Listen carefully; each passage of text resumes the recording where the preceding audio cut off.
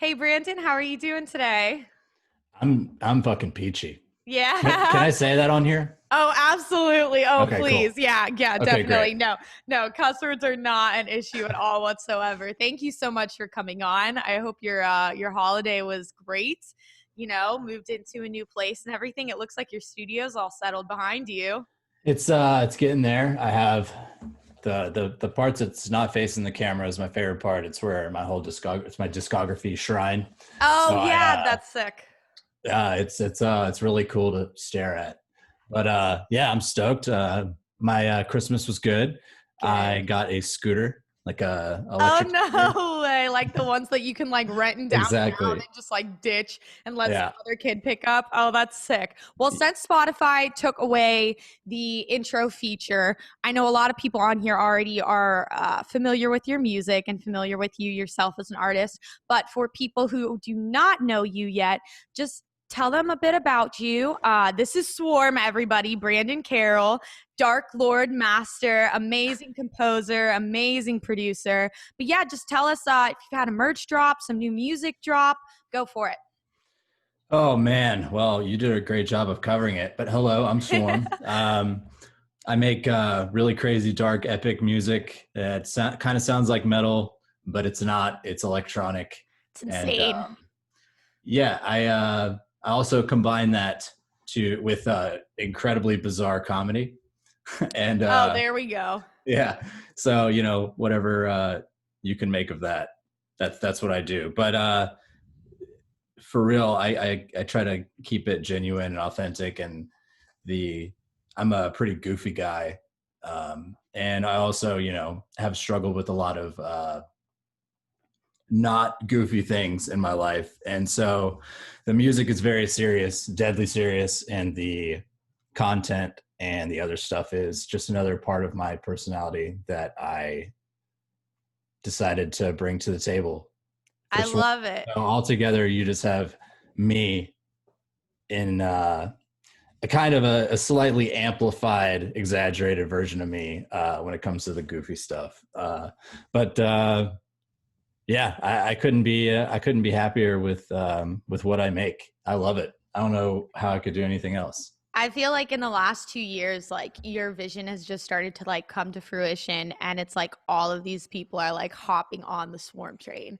and I love it. And it's like with the funny stuff too. I even like my boyfriend who's like into this music, but he's not like crazy into it. He always goes like, Swarm's got that shit down. And I'm like, yeah, he does. Because it's like you are just so relatable and you have no problem with connecting with your fans. And I think that's why you feel these kids feel so close to you, and then you're not afraid to talk about the uncomfortable stuff and the reason why you're here and the reason why you still make music and connect to other people, like the video you just released on your Instagram. Tell us a bit about that. It was just kind of saying you're here for everyone in case they need to talk, and yeah. Yeah, that was I totally winged that video because It was great. that's what I like to do. It you'd think it would kind of get hard juggling the serious and the goofy, but especially with when it comes to videos like that where I just like completely drop the green screen and I just talked into my iPhone. Like Hmm. I didn't do any crazy editing or anything. Yeah. That kind of stuff. I just all of a sudden on Christmas Day, I'm just like, I need to just talk to people, and because for the days and the weeks leading up to Christmas, I had so many goofy videos, and I had a Hmm. song released this month. So What song that was was that was with Danny King, right? no, it's called Fury, and Okay. yeah, Danny King, Heartless of Danny King was the one before that. But so this month is I've had just a ton of stuff just in general, but Going on, yeah. yeah, but I haven't really broken it down and really said what's on my heart to everybody. So I just sat in front of my camera and winged it. And But I think Yeah. those moments are like the best because you don't get that very often from artists, Right. especially when they reach the kind of caliber that you're even at, because everyone's like, oh, I got to go on the page. I got to see the press photos and see the live photos and see all the promo material and the assets or like the funny videos that you do. And Mhm. sometimes all it takes is something organic coming from you to relate to somebody to say, oh my God, like, he's going exactly through what I'm going through. He's talking to me. He's there for me. And that could do better connection wise than anything that you would ever pay for to post and put up. Oh, absolutely. And that's what I've always, I like to vary everything I do because for one, I don't, I have to be happy with what I'm doing. So what literally, especially in 2020, it's been this, Oh my God. How this have you really, been? Like, how has your mindset been? Like, how has this year been? I haven't even talked to you really. it's So, been interesting. yeah. It's been interesting to say the least, but it's, I don't really leave my house or my, the whatever you want, the studio, whatever. I'm always on my computer working on the next thing. Yep. Oh, So absolutely. You've now, had a crazy output of music this year. You always have, but it's really come out this year and I think it's really cool because I think that you kicked this year's ass. thank you. Like you took it and you were like, this is my time to show everybody who I am while everybody's got their phones in their hands. They're not doing anything. They're just looking and you just gave them content and you gave them music to back up the content and then you gave them relatable things in the music video premieres and it was just great. There's not a lot of people who did what you did, but okay, keep going. Thank you. You're welcome. It's so besides the fact that suddenly all the shows got cut off, and that besides that, like it's been business as usual for me Mm-hmm. because I don't do anything unless I'm on a plane to play a show. I don't really do anything. Yeah.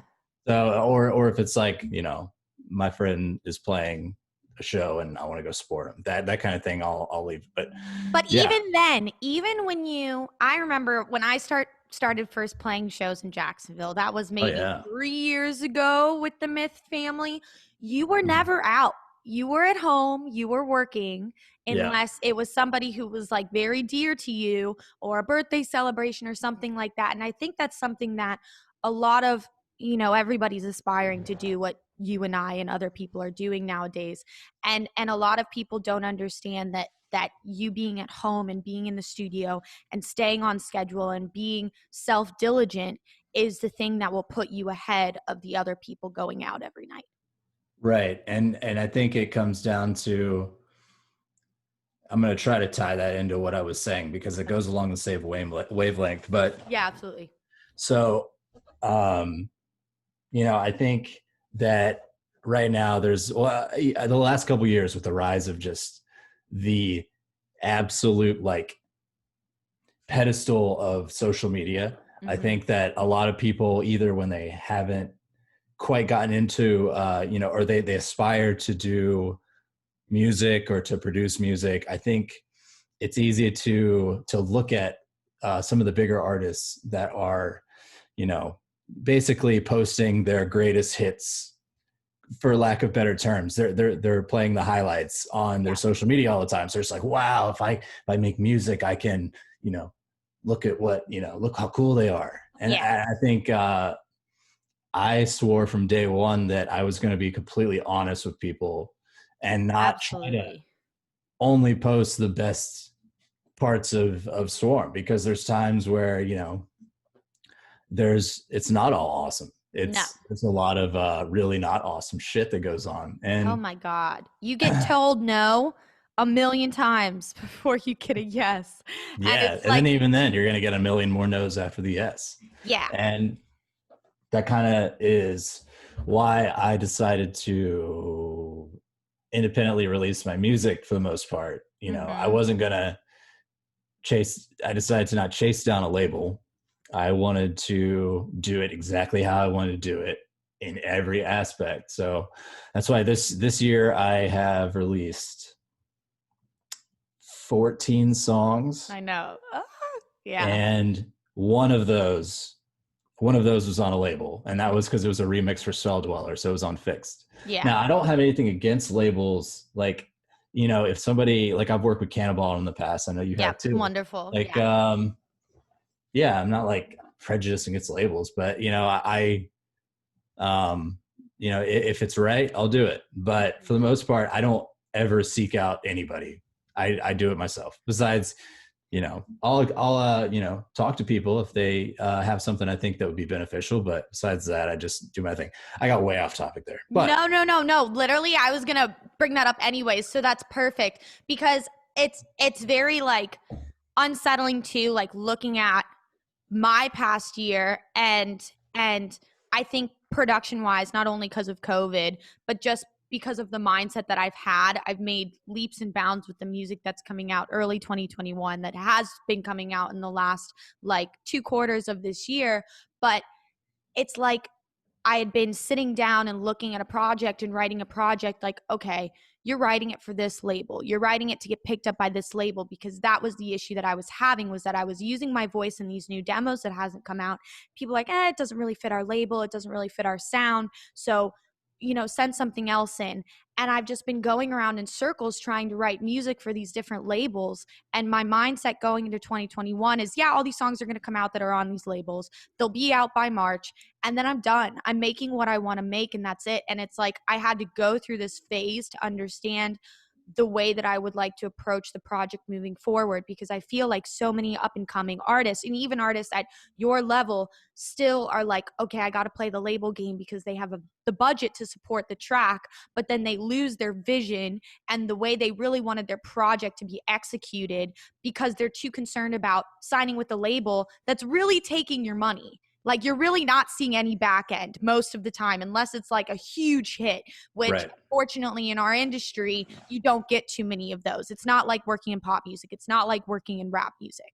So, Right. so the fact that you made that decision to work and stay committed to your vision and the way that you wanted to sound is really awesome, because looking at the whole grand spectrum of things, I really don't know anybody who's doing it at the level that you're doing it at as an independent artist. And now on the back end of that, are you taking a huge budget and putting it behind for an independent promotion? Because I know these are like the wheels that turn in the minds of these kids who are like, how is this kid getting traction behind his independent releases? How are they getting attention? Did you just stick with consistency, or is it a budget that you've committed to, or is your managers helping, or what is that about? It's a mixture of both. So this year, 2020 was the first real time that I've had a plan for the budget part. Okay. And that's because like basically I had to wait till it got to a point to where it was self-sustaining, like streaming. So as of now, I don't take any money from Swarm. Okay. So it automatically goes back into itself. Yeah. So it's just snowballing. Yeah. In terms of the streaming, the amazing payouts of streaming royalties. What is it like 10 million or 4 million for like 1,000 or for 100 or something? It's crazy. It's so insane. It's so ridiculous. And you tell people too, like I'll tell like my mom or my dad and they're like, you're joking, right? Like you're like, that's fucked up. Like what? And I'm like, yeah, like this is literally why people have to like sell merchandise, why they have to tour, why they have to ghost produce, why they have to write for other things or work with a publisher to get their other music released elsewhere, because you're not making money on your music. Yeah, well, you do. It's just so small. And that was another reason why, from the very start, I'm just like, I don't need a label to do this. I believe I can be creative enough to catch eyes, but at the end of the day, you're still getting so much or so little back from it that if you're doing it independent, that's pretty much the only way you're going to be able to get a decent amount of money, which even then, you still have to get to a level to where you're getting, a very steady stream numbers. But absolutely. But to answer your question, it was basically the budget comes from the music streaming. So, okay. And merch, I do have merch, and then so all that just goes right back into itself. And, you know, I have like kind of a layout for every time I do a release, which is, you know, for the past 2.5 years that I've been around, or whatever, almost 3 years, I totally lost my train of thought there. Oh, no, Hold no, on, hold you're on, hold good. on, hold No, on. you're I know talking what I was about, saying. okay, go.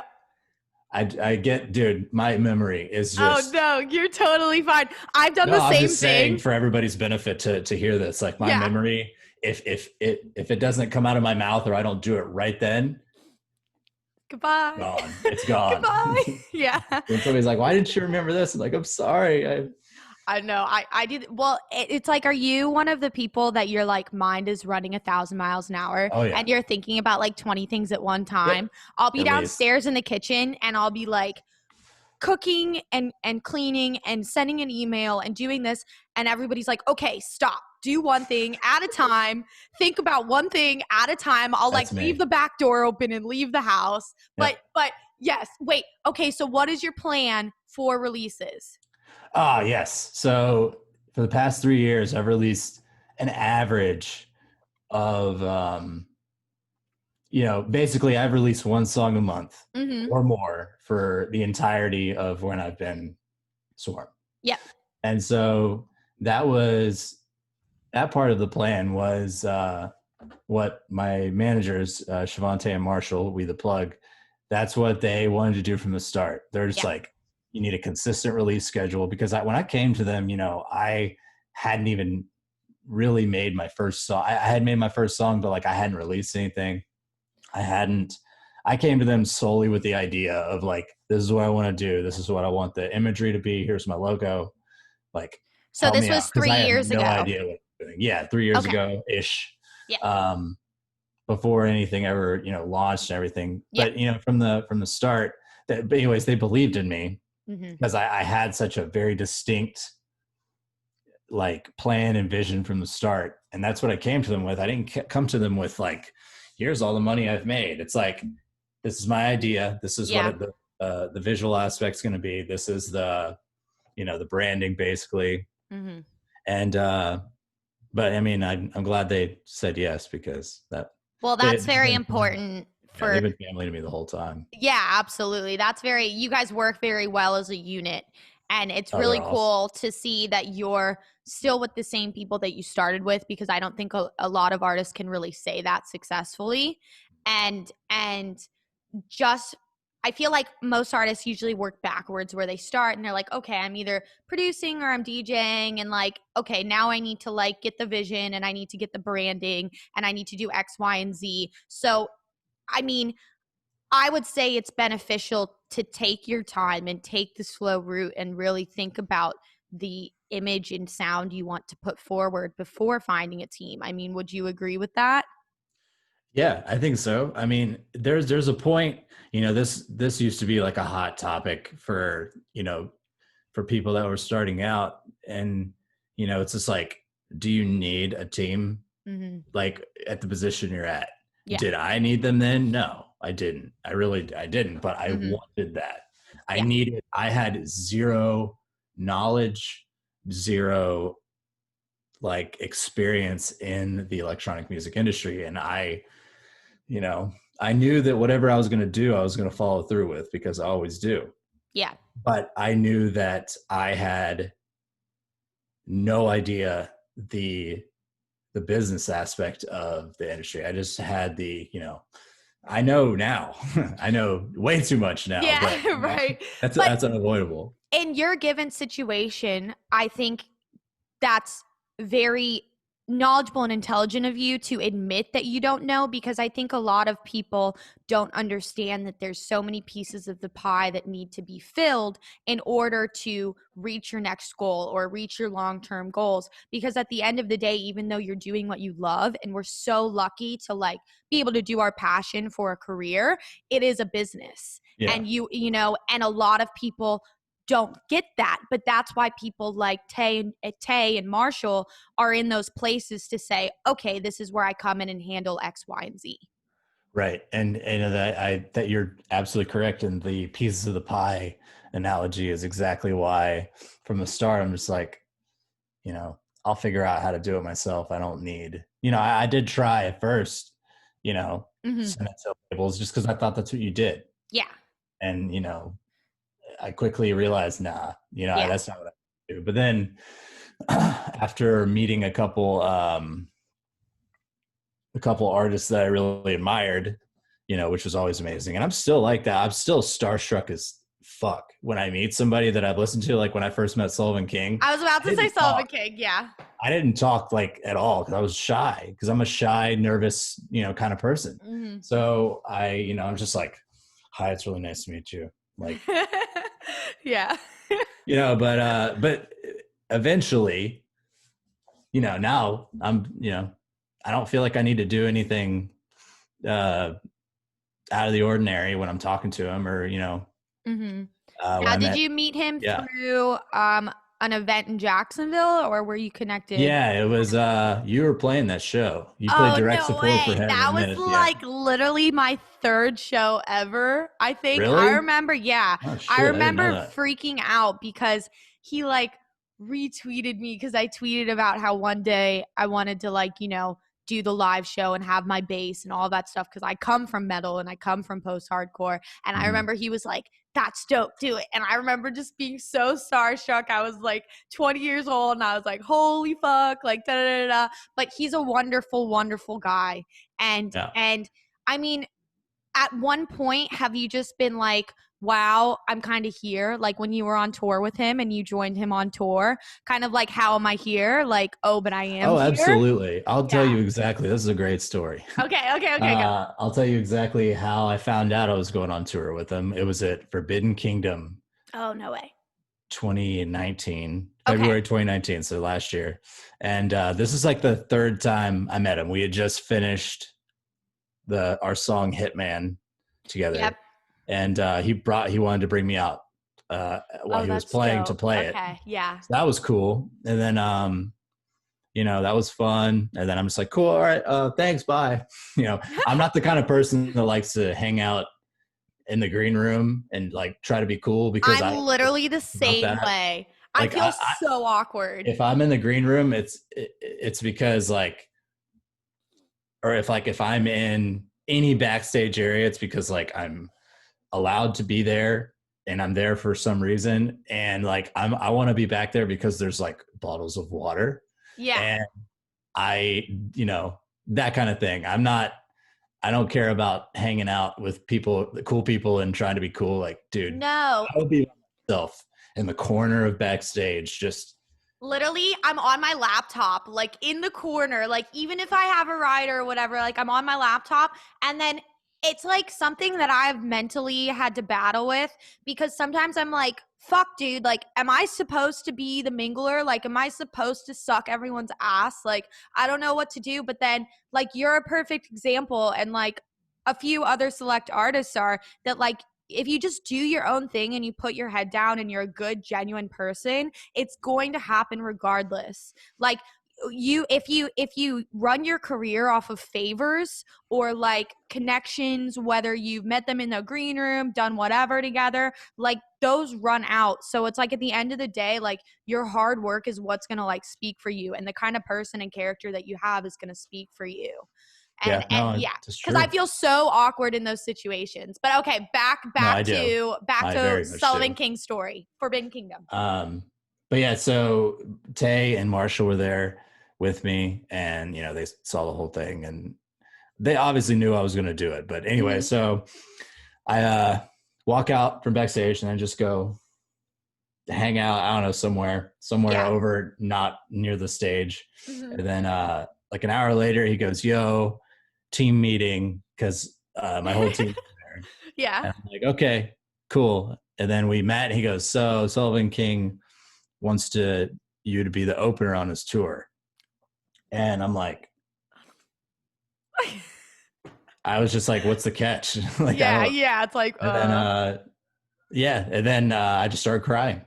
oh. Oh yeah, dude, it was brutal. Because I'm just like, it was totally out of the blue. There was no warning. It was just, that's when he asked.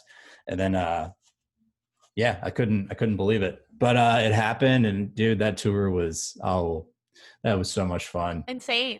I mean, It was awesome. that was your first time. I remember when the tour came through Ritz, and I remembered Yeah. like at a few times like our talent buyer had asked like, "Hey, do you want to bring in Swarm? Like he's doing really well." Like they always keep kind of tabs on like the people regionally coming out of Florida who are just doing well and putting out music and Mm.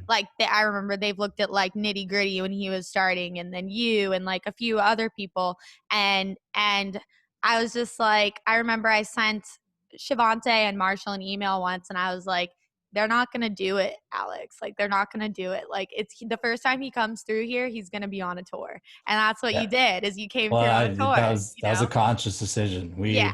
I don't want to go anywhere, especially like because I love the Ritz. I've been to the Ritz It's a several beautiful times. venue. Not it's dope. You know, it sounds awesome, and so it was a goal of mine to play there for a while because, Yeah. but I didn't want it to be anything but the right time. And Absolutely. so, I waited, a year and a half or 2 years or whatever it was to play it, but I wanted it to be right, and that was perfect, and that was a perfect show uh, because it was the right time to do it. So that show was everything I wanted it to be, and I think a lot that kind of comes into play a lot with a lot of the things that I've done. Is I've been really patient, even though I'm not a very patient person when it comes to Swarm. I have a little bit more patience because I know that everything is an investment in time and Mm-hmm. it's not an instant gratification game at all. And if there can be, but I think it's even worse if there is instant gratification for something like, the last thing I ever want to do is to blow up based off of, Like a viral what video a or viral like a like a TikTok or TikTok like, yeah. that, or that's awesome for the people that have done it. That's amazing, but I don't want to be chained to any one thing. Mm-hmm. I want to have lots of things to be remembered by, and I think it took a while to kind of realize that, but it's been a lot better playing the waiting game when it's required because I know that it's going to pay off at some point. Like You literally read my mind. I was yeah. just about to say that like patience is key and it's something that I literally did not have until we went into quarantine because everybody goes through their daily life and they're like go go go, like I got to do X, Mhm. Y, and Z. I got to do this to get booked for this show, to release this music, to pay for this merch. And it was like when everything kind of shut down, it was like all right, take a step back, evaluate where you're at. And then I like finally got it. I finally got why all of these people who I had either worked with or they had, just given me pieces of advice said, everything's happening at the speed that it's happening for you because that's what's supposed to happen.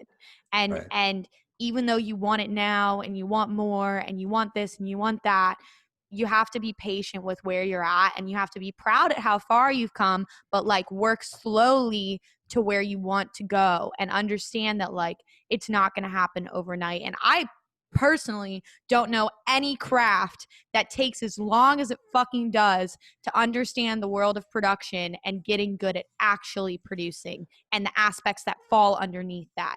Like it's just that's how it is. No, it's super complex, and I've been producing for like 4 years now, and I still literally since I've moved in here, I made it my goal to not focus on making music right now, but to Mm-hmm. learn everything I can. So I started learning piano. I'm taking voice lessons now Ah, that's uh, because amazing. because I want to take everything regardless. And this is all for me. Yeah, This is an investment in myself it because is. um, it, what we don't know what could happen next year.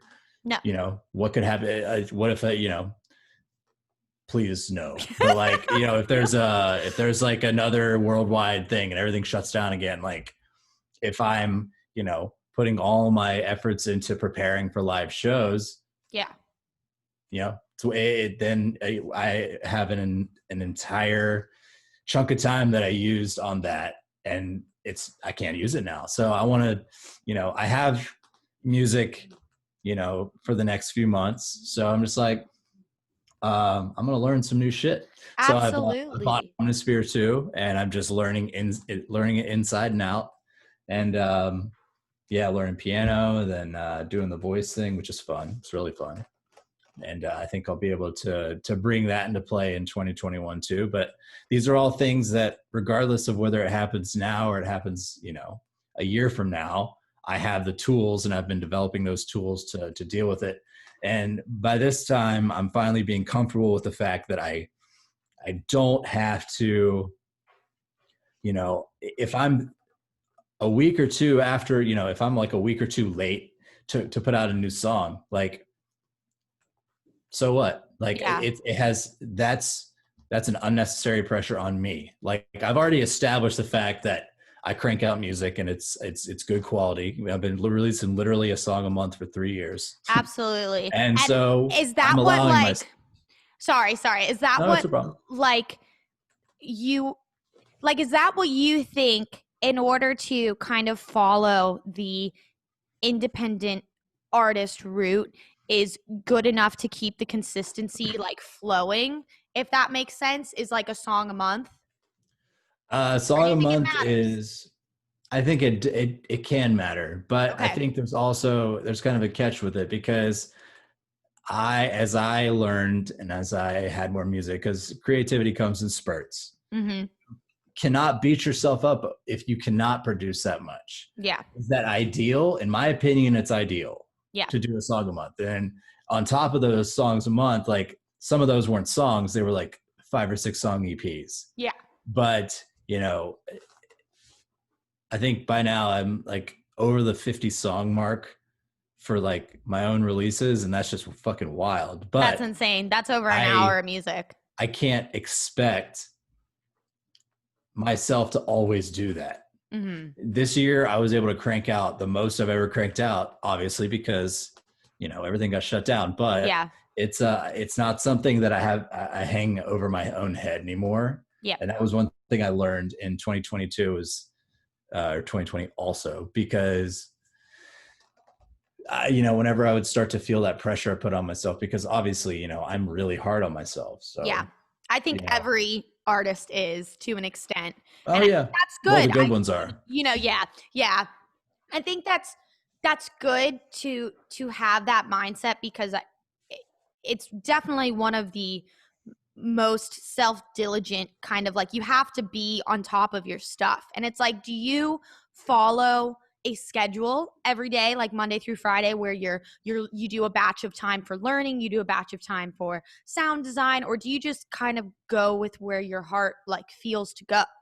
No, I do whatever Yeah. I feel like doing. If I give myself a schedule like that, I will rebel on Yeah. purpose, because Yeah. I can't do that. But like, yesterday, to add on to that though, the best things I come up with are the ones that I'm not expecting to do. Okay. Always, if All I'm right. sitting down and saying I'm going to make this song and it's going to be dope, then it's probably not going to happen. I'm not It's going to not make a gonna song. happen. I'm Yeah. gonna I'm gonna literally, in 10 minutes I'm gonna hit a wall. Yeah. But this morning, like, I woke up early. My dog Sam woke me up to go out, Oh and yeah. so I've been up. I got up at like 7. I didn't mean to, but I'm just like, well, I'm just gonna go fuck around on Ableton. So I Yeah. walked in here and I made something really cool. I didn't mean to. I was just fucking around with my new skill set that I'm developing of,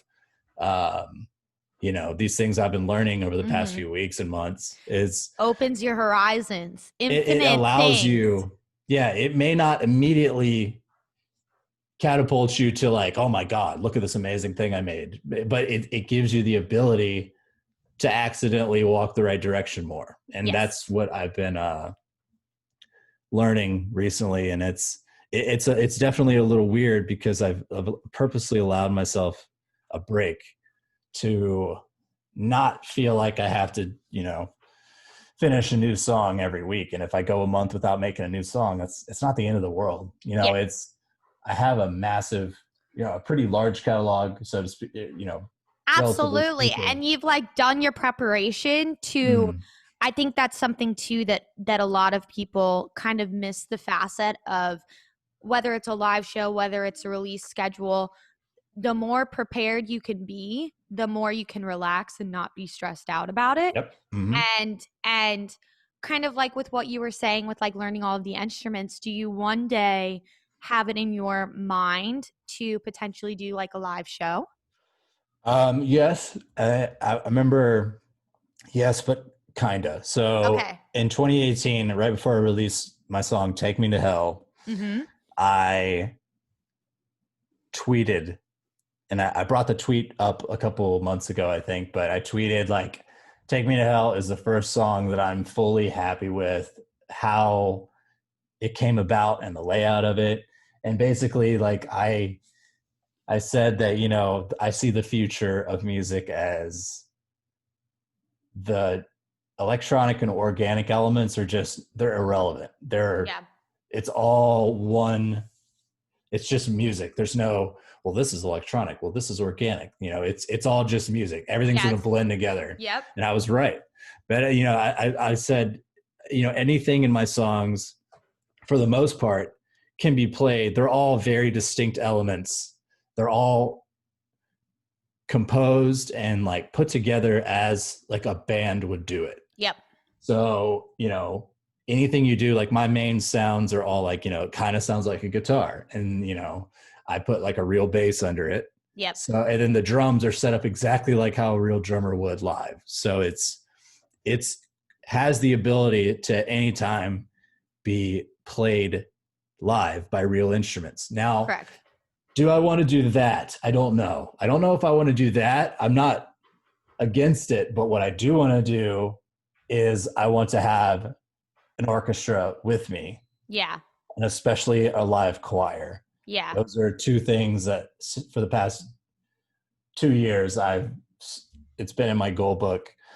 When will it happen? I don't know. Whenever I have the Well, when budget, you have your big headlining tours, when it happens, you work yeah. your way up, and then you give people something to wait for, and then you introduce Right. this huge new element, and it's another reason for people to come and see you. And it would just make Mhm. sense with the kind of music you release. But at the beginning of quarantine, I literally did the same thing where I just said, okay, you know what? You have all these fucking plugins. You're going to go and you're going to learn everything each one of these do. And I think it's just so cool because this is something where you can never stop learning. You Oh, can you never can't. stop learning. And if you do stop learning, you're hindering yourself. Yeah, You're and going it's to going to hold show. yourself back, and it's going to show. There's a Exactly. lot And of people that have stopped learning, and you can tell. that would be correct. I think, and I know this, like, this year fucking sucked. Like, it No, it sucked. Like, does. you were on, this was a big year for you. You were Mhm. on, you know, SMF, Freaky Deaky, probably more that hadn't been I was announced. on, dude. That's the one thing that I've I gotten know. over it now. Yeah. But I was on, I want to say 7 or 8 festivals, some It'll big happen ones, again, though. some You bucket list know? ones. Yeah, Yeah. well, I've come to terms with that, Yeah. and I've cried myself to sleep enough. If anything, you're just going to be higher in the bill now, and you're going to get paid more. Right. Well, that's what I'm saying is Yeah. now.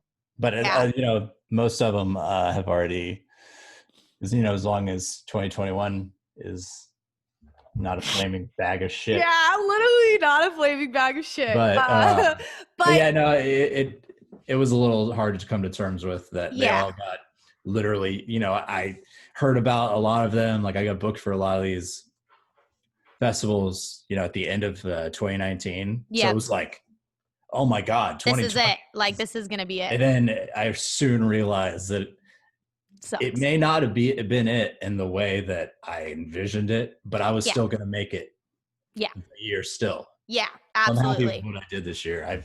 I did a lot of shit that that I didn't know I was capable of.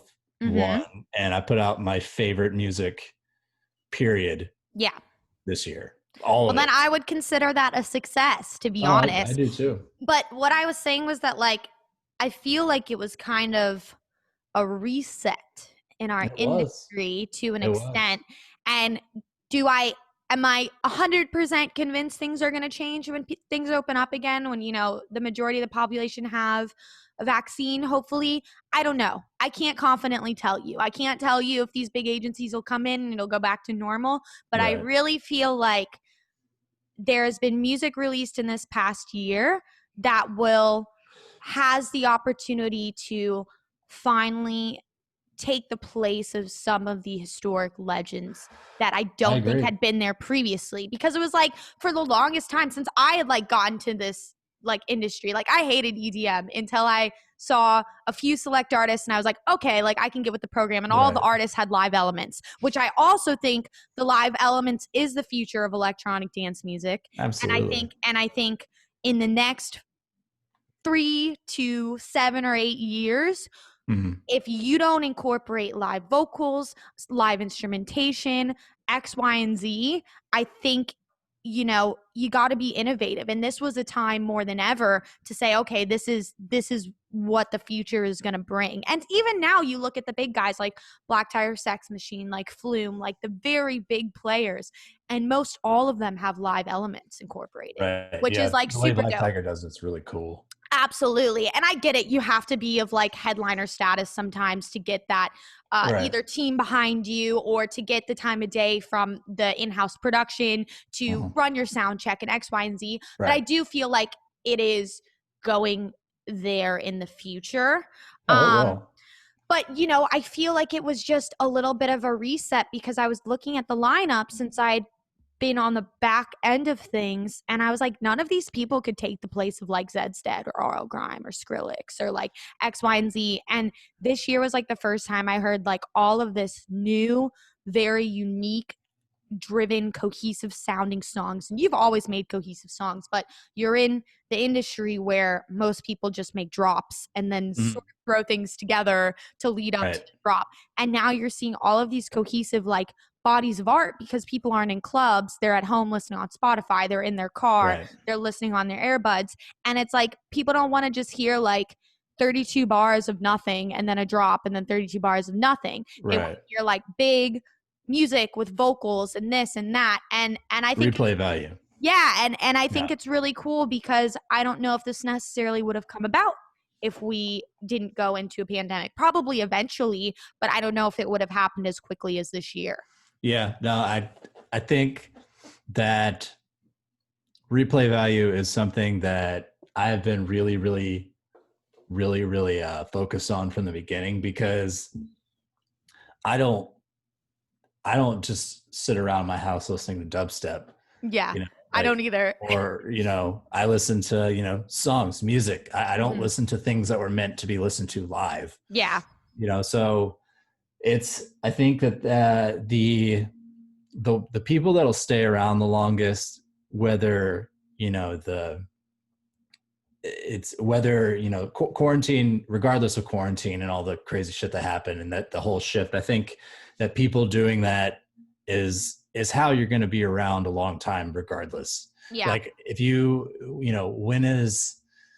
when have you ever heard like a legendary artist, or whatever, like that didn't have vocals, yeah. or like, those are all the big people, in pretty much any genre. They have memorable melodies, they have memorable something about them is very memorable. And things that the So general consumer can attach to, and right. most usually that's a hook in a song or a verse or a vocal pre-drop or something like that. It's not what kind of sound design you use. It's not, Right. you know, because that's not what the average consumer is listening for. Right. No, I So agree. I think I've tested my own abilities to think outside the box as far as replay value goes too this year, which absolutely. my song Fury that came out earlier this month, it was like my first song that I had focused on just making it's the first song I've actually focused on making something specifically to be as heavy as possible, but and not focus on vocals, not Yeah. focus on, but the whole thing, but I wanted to make it have replay value, and it does, because the the monstrous, the orchestration, Yeah. there's 4 drops, and they're all as heavy as fucking balls, and Yeah. there's a key change at the end of the song in dubstep. There's a key change in dubstep. There's Oh, different time signatures in it. yeah. So, but just from the very fact that it was so balls to the wall, over the top, gives it replay value to me. So I hope Absolutely. that translates to other, it seems like it's translating to other people, but Oh I just yeah. wanted to I wanted to finish off the year with the most ridiculous, stupidly, monstrously heavy song I possibly could. And it definitely took, because after Heartless, that was a very melodic song and it was Yeah. still really cool. I love that song, but I love the it was song. very melodic. Yes. This, I wanted to literally do the polar opposite. Polar opposite. Yeah. There is zero like downtime in the song. And, I just wanted to make a literally like a dubstep rock opera, which is what I did. Which And is awesome. that is how I focused on replay value without vocals. So basically, I just try to make anything I do be memorable, whether that be Yeah. the melody, because there are some songs that you can listen to. They don't have to have words all the time, but it has to still have something of value to hold on to. And that's what I've really tried to focus on. But But especially this year, I felt like I've gotten a lot, because at the end of the day, I make this for me. Like, yeah. I will not put out anything. I won't touch anything if I'm not happy with it. If I don't want to listen to it myself, I listen to my music all the fucking time. Yep. I love my music. I Yeah. genuinely do. It's exactly what I want to hear from music. And so, I think if producers don't love their own music, then that's pretty stupid. And you should probably rethink your life. Reevaluate. Yeah. Oh But, no, absolutely. I mean, yeah. I do the same thing too. And it's like, I feel like I've come from a place where it's like there's been experimentation until about 5 months before this moment, until I was like, okay, like you're making what you want to make now. And it's like, I'm excited to share that in 2021. And I think it's cool to like leave the experimentation and the parts of your journey, but you have to love what you're making or you're going to feel like it's a burden. And at that point, you might as well just go get another job where you're not working 120 hours a week. Absolutely. So it's just like, but with your songs, do you start a bunch of different ideas and say, okay, I'm going to finish this one and this one? Or are you like sitting down and you have a flow with one and you can just pop it out? Or do you leave your songs sit for 6 months and you revisit them? Or is each and every one different? Each one's different. Each one's I different. have like Okay. a process. I know that I've been trying to break out of that process recently to explore. What is it? Well, I like to basically, I start with a melody usually, Mm-hmm. and then I'll go under the melody with basses to create the chorus parts of my songs, the hook Okay. for, Yep. and then that usually, once I have that, the rest of the song is usually pretty easy for the most part. Like, so, but getting those memorable melodies along with a memorable rhythm has been my go-to process for the past, especially all of this year. But I'm pretty cautious about getting too attached to that one way of doing it. And so I've been trying to do new ways of to work on different parts first. But I definitely have multiple things going on at any given time. I can't just, if I'm stuck on one, my rule is save it, close it, move on to the next thing. Yeah. And if that doesn't work, move on to the next thing. And usually, but in the midst of doing all of this, I save. If I make something that doesn't fit with the song I'm working on, but I think it could be really cool for something else, save the MIDI, export the audio, whatever. And I have a 14 terabyte external hard drive. Oh boy. Of shit that I haven't used.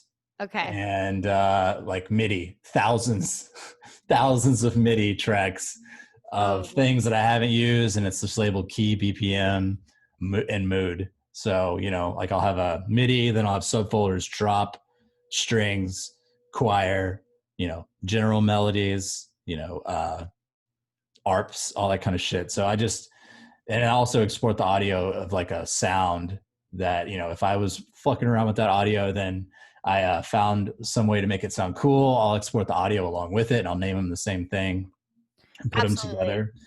But that has been, actually, I don't know if I didn't do that. And this is my advice to everybody. If you're not exporting everything, saving and exporting everything you make, regardless whether you use it or not. I don't know how you are surviving making Yeah. music. Because that, if I didn't have this gigantic external hard drive of shit that I've made and not used, like half the songs I have are things that I made for something else that didn't work, and that I just repurposed and made it way better for, you know, a new project. Well, it's just being efficient with your time. It's like, okay, I've Yes. already taken the time to write this melody or write the MIDI or design Right. a patch, and now you don't have to go and say, okay, I need to design something that sounds like X, Y, and Z, and now I need to Right. go around the corners of the box and find it. So Mm-hmm. I know, obviously, you use a lot of orchestral stuff. Mm-hmm. It's Contact, Omnisphere. What are we talking? What's your favorites? Contact. I use Contact a lot. I mean, I recently bought Omnisphere too Okay. Do you like because it? I wanted, yeah, I love it. It's incredible. Yeah. It's the most powerful thing I've ever seen in my life. It Ah, blows every other synth away as far as technical capabilities. Like the amount of customization on it is just unbelievable. But I have also, I don't know how to say it, but it's either Silenth one or Silent oh, one. Silent. Yeah. Silent. That is I just got that. I bought it like a month Really? ago. That is 100% the best sounding synth, period, Really? in my Okay. opinion. So, Did you try Vital at all? I know that was a little hot on yeah, the I don't block for a like it. second. No? Okay. I was Not in the wondering your opinion. slightest. You're like, no, That's no, like, no. I use Serum like one time out of, it's like 1 out of 10 times I try a synth, I'll try Serum. I hate Serum. I know. That being said, you know, my main sound is based out of Serum, but that's one of the only things I've ever made that I like Yeah. out of Serum. But that's not to hate on Serum, whatever. But it's just, it's to be able to use Serum, I personally have to do a ton of post processing Yeah. for it to even sound remotely warm. So do Or you make your bases in Contact and like Omnisphere, or no, my bass is, well, Omnisphere. I've just, you you know, just like I got said, it? Okay. I Yep. just Yep. got that. My basses are, well, now I'm using Silent for Oh, okay. I'll have to check it all of out. the MIDI basses. Now the main sound that I, you know, the swarm bass, Yeah. it sounds kind of like a that's still Serum, and that's why I say, like, I have to call myself out because, Yeah. but if you saw the chain that's after that, like Oh my it's God. Serum, and the chain is literally this long to get it to sound where I want it to. But I have not been able to recreate that sound in any other synth yet. But that being said, You'll eventually get there. Serum's Yeah. dope for dubstep basses. A lot That's of the why I dubstep asked, basses. because they're great for basses, but they're not great for like leads or synths or anything organic. Yeah, well, even the basses, like, they just sound really thin unless Mhm. you process. In my opinion, you know, I could be Yeah. doing things totally fucking wrong, and No, there's you're some not. people that make it unbelievable, some unbelievable shit in Serum, but Yeah. yeah, the digital harsh, it just sounds like It's Serum. very digital and it's It's very very Serum sounding, and unless screechy. you, yeah. So, but Silent, dude, I cannot believe how warm that synth is. So unbelievably like meaty. Yeah. It's going to be hard to ever make like industrial sounding basses in anything but that. Oh But man. Contact for orchestral stuff. Um, Contact, I use Nucleus a lot, Project Sam. Both of those for the strings and everything. The choir, I use Requiem by Okay. it's 8Dio. I think it's audio. I think that's how Mhm. you pronounce it. I don't fucking know. That's Okay. how, like, I whatever, but it's called Requiem, and that's my favorite choir. I've been using Awesome. Dominus choir for a while, but besides that, Spire. I had some of my older main sounds were made in Spire, and I still really like that synth too. But Silent is like Spire on crack. It's like It Sakura. took me so long to even try Silent because, you know, it's kind of a weird looking synth. You know, Yeah. I like having like visual feedback to what I'm doing, and that doesn't Hmm. really have it on that. But I mean, the besides, like, you know, getting some outboard, you know, hardware, that is the warmest, most meaty, awesome sounding, like, regular bass noises you'll ever get in your life. But that's I Absolutely. 100% recommend anybody who's trying to do industrial or any of that kind of stuff. Like that is it. Just you don't need to really do anything else to it. It just sounds so fucking good. It just needs, yeah. Oh, But fuck you can't yeah. really do anything complex necessarily with it because does have its limitations. But if you like the hardware sound, but you don't want to, drop a shitload of money on hardware, Silence 100% That's sick. Was unrivaled. it, so it wasn't that expensive then? Because some of those VSTs can get pretty up there. No, I think it's like $150. It's like That's something like nothing that. compared to some of them Yeah, and at it's very all. simple. It's a simple interface for the most part, and you just you just have to hear how fucking unbelievably warm it Oh, sounds. awesome. Yeah. So do you mix and master your tracks or do Hmm. you, okay. So Yep, I do it all. It's been export. a journey. Yeah, I was about to say that's a lot because I know even like the bigger guys, they'll do their thing and then they'll have somebody mix and master. But that's super cool because you can keep your vision like all the way through and not have to go back and forth with someone. So in your Exactly. kind of process, are you exporting all of your stems, bringing them into a new project and then mixing down, or do I you do have done everything in that. the project? Okay. I don't actually. I don't always. I have before exported stems and put them in a new project and mix them there. That's if I'm really stuck in the project, and if I'm just like something is not right, I cannot figure it out. I'll export the stems, put them in another one, then like go from there. Okay. Give myself a clean slate, but I already have already put in all the work. But Yep. usually, what I'll do is I'll put a mastering chain, not like a master, like a pre-master chain, a very Okay. simple master rack on the project, and I'll get it to, and I'll produce and mix the songs As you're into working that. on it. Okay. Yep. Yes. So I'll mix it into that so I can hear a very rough idea of what it's going to sound like finished. Yep. So anything that's going into it is, it's getting obviously kicked up in volume. It's getting, a little bit compressed. And so I produce and mix into that.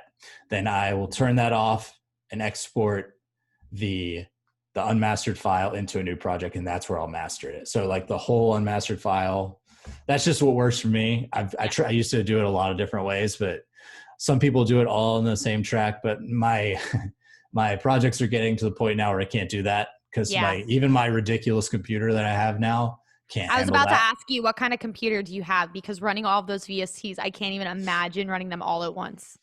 Um, oh, I haven't maxed out the capacity of this one yet, but it still could be better at some points. But so this is an iMac Pro, Okay. and it has a 10 core Xeon processor and 128 gigs of RAM. Oh boy. Oh my. Yeah, no, it's a fucking because I I don't do. want to know how much that was, especially in like Yeah. Apple land. Yeah. Yeah. Well, No. some of it was like after customization because Yeah. I just knew somebody that could do it. Yep. But I forgot what I was saying. But oh yeah, like but I also do video. I do all my own video stuff, all Yeah. the editing of the crazy green screen shit. Like that's all. So I need like a fucking Yeah, powerhouse. absolutely. Do you use like Premiere Pro or do you use Final Cut I or use After Effects and Premiere. Usually okay. I'll do the actual editing, like the basic editing in Premiere, Yep. and then I'll open it up in After Effects to do the actual like the keying and the green screen shit and any of the effects are all in After Effects, and then Premiere Pro is the editing. And dude, Premiere Pro as far as editing goes, God, it's so good. Cause your global dance set was like insane. How long did it take you to put that together? Global Dance was a virtual festival, by the way. That was in what month? That was It kind was of in at the March. March. Yeah, that was I at think the like so. beginning of our It was in like May, I think. I it think was in May. Okay, yeah. And I just remember that and like everybody was like playing in their living rooms and then you had like a movie, like a legitimate movie that Well, came. that was like a lot of a lot of that idea was Shavante and Marshall's because we wanted to do something. I refused to just stand in my room. No. You can't do that for the kind of music you No, make. Like no. you So literally like can't. we improvised. We did what we could. We spent 50 or $60 on tiki torches I and love it. fuel, and then went in the backyard of the house I was living on at the time, and then set up the banner that I had that had my mark on it, and then just kind of positioned the things around it. Ran some extension cords for the table that we covered with a black cloth. Like as far as like homebrew setups, that's pretty much as good as it's going to get. But that is my one strong suit, is improvising and rolling with what you got. But that's something that everybody needs to focus on. And then it's Right. just like, to make a product like that for really less than $100 is pretty unheard of. And it really shows that, like, if you're creative and if you're willing to think out of the box and you have other team members there to brainstorm with you, because I always think, like, if you're bouncing ideas off of people, like, you're gonna get something better than if you just do it on your own. And like, in terms of like branding or content or presentation, and even like sending your music to friends and people you confide in and being like, okay, tell me what sucks, tell me what I can do better, X, Y, and Z. And you can work with what you have, as long as you're Okay. like, thought driven with the whole facet of it. But that segued into the point of doing that set. At what point did you say, okay, I'm going to start making these funny ass videos that go along with like the other side of me and who I am, and get that on my page as like another form of content and things for people to engage with? September 2019, I was playing the first date of the tour I was on with Figure. Yeah. And we were in Denver, and my friend and collaborator, Kate, Sounder, was our guide because she lived there at the time. And Okay. then, so we were hanging out, and then she took us up into the mountains, and it was amazing. And I'd never really been walking around in mountains before, so it was just like, holy shit. Colorado's beautiful. And then yeah, I was like, hey, let's do like a fake documentary. Like, I don't have to post it for Swarm, but like, I'll just be very exaggerated, very over the top, and then let's just wing it. And so I did it, and I truly enjoyed doing it because I had done some stuff like that previously for one of my old jobs, because I just enjoy being a fucking dumbass. I enjoy being goofy, so I wanted to just, so anyways, I did it. And then I was like, hey, let's post it. This is hilarious, whatever. Yeah. And then people reacted like crazy to it. I'm just like, oh my God, people actually like this. Okay, well, new thing. Maybe we can do something like that. And then it just kind of snowballed. Then I learned that was right around the same time, early the next year, that I started getting interested in making my own video stuff, like anything you see on my socials, on my YouTube, I made that. Like I made, the very, very cinematic stuff that has like multiple cameras and shit. My team, like the music video for I'll Never See the World with Brian Lennington, like that was multiple people shooting. So that I can't take credit for that. But anything else, like I did a little video for Fury. I did that all myself. Any of the visualizers, I do all that. I edit all of the funny content. You did the VR too, right? That you did for Heartless with Danny King? Yes. Yeah. I learned it specifically for that. Yeah. Okay. But that's a great idea. That's a great example of like, I just know I need to do something cool and big for to match the sound of whatever song I'm doing. So I'll figure out, what is different that I haven't done yet, but it's still me. Like the VR thing, I'm just like, that was totally random. I just happened to scroll past the YouTube video. I'm just like, oh, VR. No, that was so cool. I should try to learn how to do VR for like a visualizer and do that was a nightmare to make. I can't imagine. I obviously would do it again if I had to, I might do it again for another song. But that was the transition of me being on my old computer, because this is a very, very new computer. I just got sick 2 months ago.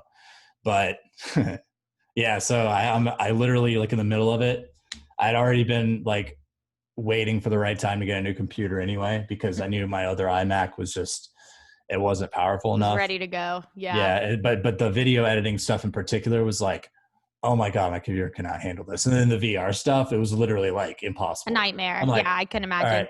All right, it's time. Going to get another computer. So I got it. And I was able to pull it off somehow. Might as well do it right. Yeah. I just winged it for that too. I like winging it. I like making shit up on the fly. That's my favorite. No, that's great. Unless it's a live show. I don't.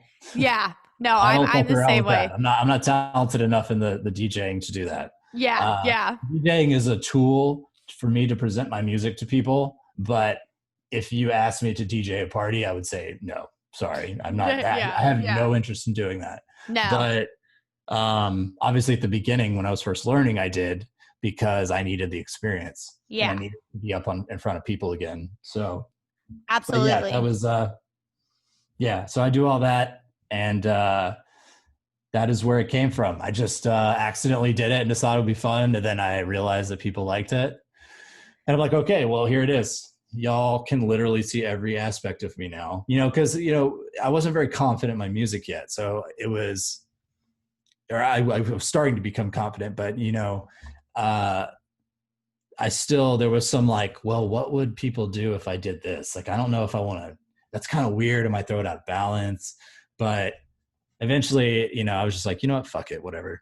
I'm just Well, gonna it do it. definitely stuck and it definitely worked. And I think it's like a great thing considering like how like quote unquote like dark your music is. It's Yeah, like, oh hey, like I'm not like a super dark person. Like I have this other side to me where I'm like funny as shit and people love it. And I think that's something too where everyone just cares so much about like what everyone thinks about you and how you're presenting yourself and like it right. matters how you present yourself. It matters Of like course. how you decide to perceive your brand and how that matches along with the music you're releasing and all of that other stuff. But at the end of the day, it's like it's important for your fans and the community that you're building to see you and see who you really are as a person, because the more that they can relate to you and laugh with you and cry with you, the more they're really going to do anything to like be in that little circle of following your music and going to your shows and buying your Right. Well, I know, the real reason why I went and then started doing these videos regularly is because my favorite artists and my favorite, shows on TV, they all have a very common underlying element that is they become very endearing due to adding humor in situations that probably would not you would not expect there to be humor in. yeah Like my favorite band, Rammstein, they have sometimes entire music videos dedicated to their like the funnier and like the dark humor aspects of their brand. yeah It's amazing because you're like, oh look, I get to see this obviously very serious artist goof off, yeah but it's still badass. So that was amazing. One of my favorite shows ever is Supernatural oh sick that just okay recently ended, but they had entire episodes devoted to just straight bizarre comedy. it's like that But dry it's humor still, yeah, but it still went along with the story. It still worked, but it just gave you another perspective of the same thing. And it just made it that much more personal because you're just like, you kind of feel like you get to know the person. absolutely And, in my case, besides, just being completely bizarre sometimes, it's still like, it's way more personal to be able to see me, doing something and goofing off than it is just listening to an electronic music song. Now, obviously there's some incredibly personal songs that I Mhm. make, but Yeah. putting a face to that, hearing it, putting a face to it, and then seeing the other side of that person all brings it together and makes it more than a product because I don't want to be a product. Yeah. Obviously, the brand has to, sell. But Yeah. if I'm being myself and doing shit that I enjoy, people are going to see that I enjoy it and they're going to be more Absolutely. drawn to it. So therefore, that does help the product. Yeah. But The product overall. plus I don't like feeling like I'm trying to shove down people's throats to buy merch or anything like that. So I try to present it in such a way that's like, I stay in their brains, but Yeah. I'm not telling them, hey, buy this, hey, go stream my music now, Yeah. hey, fuck you, Absolutely. I'm Swarm. Yeah. Yeah. I Absolutely. No, just I definitely. do things I would like to see other people do, and if I You was want like, yeah, people to do those things willingly. You and you don't. don't want the last thing I want is somebody to say, oh, there goes Swarm, that guy takes himself so seriously, like look how dark and evil he is. Like I don't like him because he thinks he's so dark. Yeah. It's like no, but then when they see it, it's like wow, this is a dope song. Let me go see what he looks like. let me go on a social. It's like, what the fuck? Like, Yeah. did he just do a parody song of Never Gonna Let You Up, or Never Gonna Give You Up, Let You Down, whatever the fuck it is. Yeah. Did he just do a Mariah Carey parody? Like that kind of shit, or selling fake products that aren't even real. They're just completely ridiculous, fictitious products. Like that's what I would like to see from somebody. Like if I was somebody and I saw me, I assume that I would do this now. Yeah. Yeah. But like if I heard dope music and then I saw that they're just thoroughly entertaining in various ways, but all seemed, not forced at all, I would just be like, follow. Fuck yeah, this Yeah. is awesome. Yeah. Because, that's what I do with anything. That's why my favorite things are my favorite things, is because they have that. That's the thing right there. That's why I get it. And so you get the fact that they're not, taking themselves so seriously that you would meet them in real life and they would be like, no, you're not dark enough. Fuck off. Fuck off. That Yeah. kind of thing, but you feel like that you'd be able to go up to them and be like, hey, what's up? I love this. And be like, oh, cool. Thanks. Because you've seen them smile online, you've seen them do goofy jokes, but they do music. So basically bringing kind of like a heart and a grounding to the thing. And that goes back to what I was saying at the very beginning about, I don't show the highlight reels, what you see online is me making do with something in my room. Yeah. And then finding ways to creatively edit it. I just have a green screen I pull out of my closet that the video for Fury was literally a black backdrop, and I bought some plexiglass and I poured some water on the outside of the plexiglass, and then I shot it at a really high frame rate and just beat on the glass in time to the song. And then I slowed it down and then like creatively edited it to where it was cool. But that's not, me being like a rock star. That's just, hey, look, I found a cool way to not spend a dime, but still have the entire rollout, because I just fucked around on the computer for a couple days after a shot, used my iPhone to shoot something. So yeah, I just want to be real. I have no interest in pretending to be something I'm not. So, like this part of the branding, like this, that's stuff I like. So, yeah, absolutely. I don't have to pretend to do anything. And it's like on the social media, like 95% of people, they do only show the best parts. And it's like they don't show that they're a normal human or things that they enjoy or like X, Y, and Z. And it's like, it does fuck people up, because then you just have these people who are looking and it's like, why can't my life be like that? What do I have to do to be like I'm them? going to become a DJ and it'll be awesome. And then they realize it fucking sucks sometimes. Yeah, it literally, it absolutely. And it's like you show Sam, your dog, and all of this other stuff where it's like, those are the things that make me happy.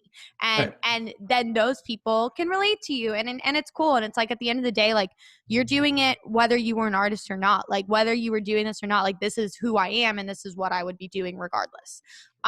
So 4 years ago you started producing. Did you do any music stuff before that?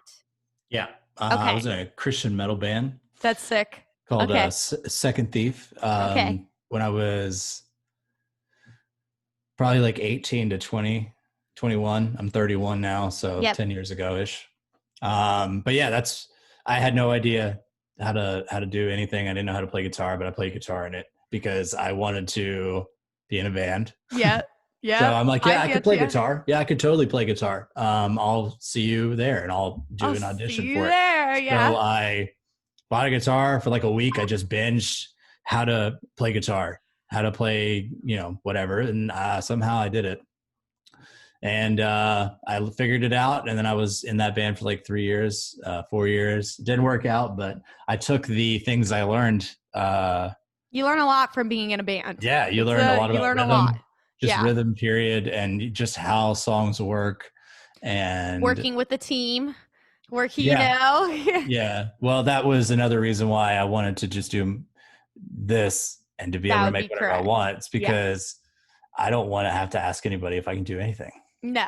Yeah. I just want to do it. Like my content, the shit I post on online, I don't ask anybody if this would be a good idea. I just do it. And I send it to them after it's done and posted, like, hey, I made this. Yeah, absolutely. Like, obviously there's times where I need to bounce an idea off of somebody, but for the most part, it's like, oh, this is going to be hilarious. So I film it, throw it up, and then I send it to my management team, like, look what I did. And half the time it's, most of the time they're like, oh, that's ridiculous. What is wrong? What is wrong with you? Not really, but like, most of the time it's like, wow, I don't know how you came up with that. Yeah. But yeah, But I it's just like like doing it. so many people don't understand too. Like at the end of the day, like I get there's managers that run like all of their artist socials and do that at like a very high level, but Mhm. like the team works for the artist. So it's like at the end of the day, like the artist is the one who can and should be like making the decisions on what they post and how they want to present themselves and X, Y, and Z. And it's like when you need to bounce those ideas off of your team, you do. But unless they think it's a really bad fucking idea, it's like they should be supportive in like your vision and what you want to do. And Yeah, and well, yeah, that's why I love them so much, because they are. But I mean, I know what you mean for a lot of other people. Like, but there's a lot of people that are talented in one area and they need help in the social media thing. I didn't know correct. anything about social media at all I would at not have first. social media if it wasn't for what I'm doing. Because it's just, Yeah, it's, especially now with like everyone just at home in most places in the United States, it's just a very negative place for the most part. And it's yeah. like you can choose to filter those things out. But it's a really weird time. But I would like to think moving forward, trajectory wise, end of spring, beginning of summer, things will be better. Oh, Hopefully. it seems to be that way with the vaccine rolling Yeah. out now. Yeah, which is wonderful because, I have friends who are, nurses and stuff, and they're getting it and they're getting the first wave. And it's a good sign. It's a good sign for our industry Yeah. and people like Live Nation and Eventbrite putting things into motion to where, they will have rapid testing at the door and they can start doing concerts where everybody, has a negative test result. Or when you get the vaccine now, you get a barcode and you get a personal barcode that they can scan. And I mean, it's cool. We're gonna be okay.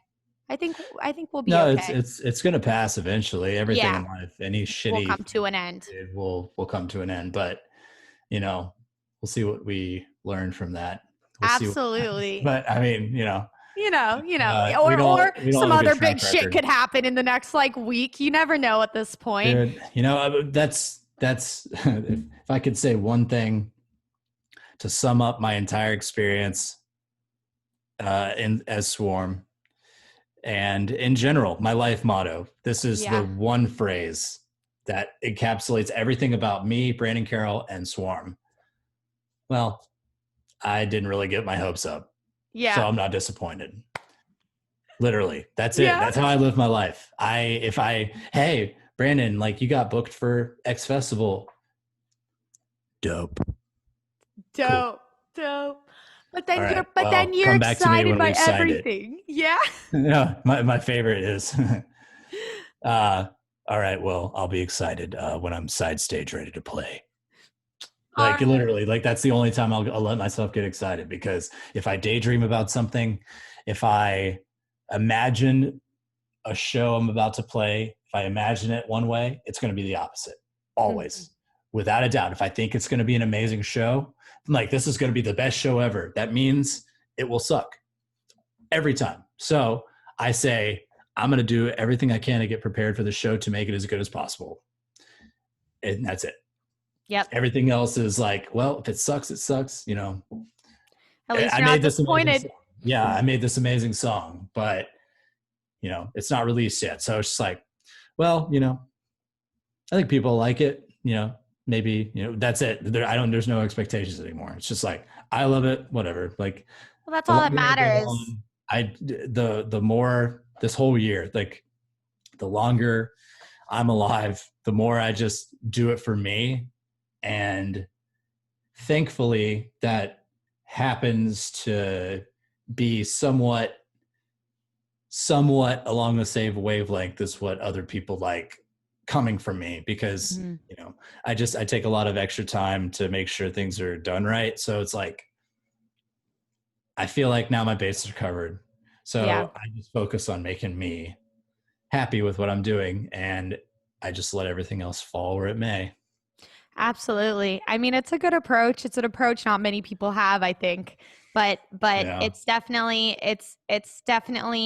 a way for you to just not be disappointed. And but That way you're just going to gradually, one day you're going to look around yourself and you're going to be like, holy shit, I'm here. I didn't expect it, but I'm here. And I mean, you already Yep. are. I think the future for you is going to be great. But before we go, if you were to say something to that bedroom producer out there who thinks nobody's going to pick up his music or nobody is picking up his music and he's got a very strict vision in mind, what would you say to him or her? If you're focusing on what people will, if somebody will or won't pick up what you're doing that you're passionate about, then you're focusing on the wrong thing. Mm-hmm. Like, I hope, if nothing else, that I can be an example of someone doing things a little bit differently, different enough to where it is kind of surprising to hear sometimes, and moving forward with it completely myself and just going, learning as you go along. There is no timeline for, if you're just starting out and you're doing something you're passionate about, there's no timeline to prove something. You may put some arbitrary goal on yourself. I know I have, but it has nothing to do with that. If you're putting out things that you like, keep doing it. If you have your, the whole package, if you need help with the branding aspect, ask somebody. If you don't have somebody, DM me. I'll give you some raw, brutally honest feedback, but I don't consciously think of the branding aspect. That just comes naturally because you will probably find me dressed like this in Walmart. 10 out of 10. Yeah, always. Because that part, it's just me. The branding is me. Everything else is, a learning game. So if you don't have anybody to talk to, you definitely have to have a visual aspect to your music that lines up with the way it sounds and your vision of it. Because unfortunately, I'm very sorry to tell you, without that, you have a very low chance of doing it for a living. If you have amazing music but no visual aspect, you need to ask somebody to help you out with that, or you need to learn to make videos yourself or Photoshop things yourself, because that is just as important. Sorry to tell you, I know people are going to be, people will, argue back and forth about this all day, but it doesn't matter. If you think differently, you're wrong. So, I'm sorry to say it, but, there's so many branding haters out there, but they're don't listen to them. They're literally speaking about things they know nothing about. So do it anyway is my answer to that. Absolutely. Do it anyway and figure out how to make it work on your own. Don't wait for anybody to believe in you. You believe in you. Move forward with it. Shout it from the rooftops of whatever platform you have. If you have 5 followers, if you have 500 followers, if you have 5,000 followers, you should be doing things for you. And at the end of the day, that's all that matters, because that's what's going to keep you going for a long time. If you're doing it for you, if you're going out of the gate doing it for somebody else, then you're probably not going to last a long time, because that person or the other people that you were doing it for are going to go away. They're going to, if you're in it for a trend, if you think you're being cool because you're making X kind of music, guess what? That's going to go away, and you're going to be left high and dry if you don't find your own sound. So do your own thing. Don't let anybody tell you can't do it.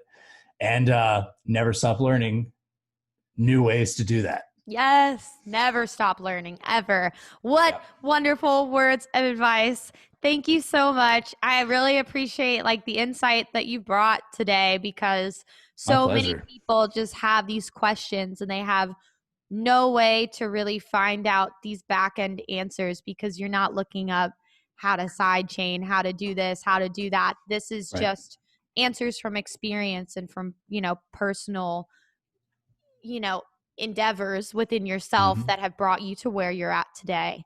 If anyone has never listened to Brandon's music, please go check out Swarm. All of his stuff will be linked below. Brandon, thank you so much for joining me. I really hope I can hug you in a club before the end of 2021. Virtual hug. Yay. Thank you for having me, Lizzie. Thank you so I genuinely much. love doing this. This is good. Wonderful. I just Have want a wonderful day. Thank you. You too. I'm going to stop recording really quick.